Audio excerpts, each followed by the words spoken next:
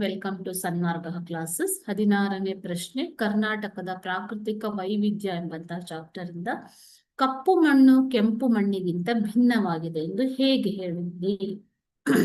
ಕಪ್ಪು ಮಣ್ಣು ಮತ್ತು ಕೆಂಪು ಮಣ್ಣು. ಸೊ ಕೆಂಪು ಮಣ್ಣು ಗ್ರಾನೈಟ್, ನೀಸ್ ಮತ್ತು ಶಿಲಾದ್ರವ್ಯಗಳಿಂದ ರೂಪುಗೊಂಡಿದೆ. ಓಕೆನಾ? ಆದರೆ ಕಪ್ಪು ಮಣ್ಣು ಬಸಾಲ್ಟ್ ಶಿಲೆಯ ಶಿಥಿಲೀಕರಣದಿಂದ ಉಂಟಾಗಿರುವಂಥದ್ದು. ರಚನೆಯಲ್ಲಿಯೂ ವ್ಯತ್ಯಾಸ ಇದೆ ಮಕ್ಕಳೇ. ಓಕೆ. ಎರಡನೇದಾಗಿ ಕಬ್ಬಿಣದ ಆಕ್ಸೈಡ್ ಅನ್ನ ಕೆಂಪು ಮಣ್ಣು ಹೊಂದಿರುತ್ತೆ. ಇದರಿಂದಾಗಿ ಆ ಮಣ್ಣಿನ ಬಣ್ಣ ಕೆಂಪಾಗಿದೆ. ಆದರೆ ಕಪ್ಪು ಮಣ್ಣು ಮ್ಯಾಗ್ನೀಷಿಯಂ, ಅಲ್ಯೂಮಿನಿಯಂ ಮತ್ತು ಕಬ್ಬಿಣದ ಆಕ್ಸೈಡ್ ಅನ್ನ ಹೊಂದಿದೆ. ಕೆಂಪು ಮಣ್ಣಿನಲ್ಲಿ ಸುಣ್ಣ ಮತ್ತು ಉಪ್ಪಿನಂಶ ಹೆಚ್ಚು ಇದ್ದು ಸಾವಯವ ಅಂಶ ಕಡಿಮೆ ಇದೆ. ಆದರೆ ಕಪ್ಪು ಮಣ್ಣು ದೀರ್ಘಕಾಲದವರೆಗೂ ತೇವಾಂಶವನ್ನು ಹಿಡಿದಿಟ್ಟುಕೊಳ್ಳುವ ಸಾಮರ್ಥ್ಯವನ್ನ ಹೊಂದಿದೆ. ಕೆಂಪು ಮಣ್ಣಿಗೆ ತೇವಾಂಶ ಹಿಡಿದಿಟ್ಟುಕೊಳ್ಳುವ ಸಾಮರ್ಥ್ಯ ಕಡಿಮೆ. ಓಕೆನಾ? ಸೊ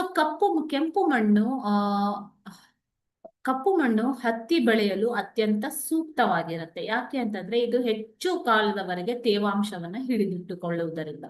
ಕೆಂಪು ಮಣ್ಣು ಹಗುರ ಮತ್ತು ತೆಳುವಾಗಿದ್ದು ಹೆಚ್ಚು ಫಲವತ್ತಾಗಿಲ್ಲ.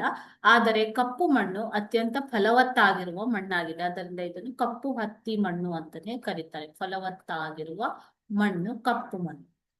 ಓಕೆ. ಇವು ಕೆಂಪು ಮಣ್ಣು ಮತ್ತು ಕಪ್ಪು ಮಣ್ಣಿನ ನಡುವೆ ಇರುವಂತಹ ವ್ಯತ್ಯಾಸ. ಓಕೆನಾ ಮಕ್ಕಳೇ? Thank you.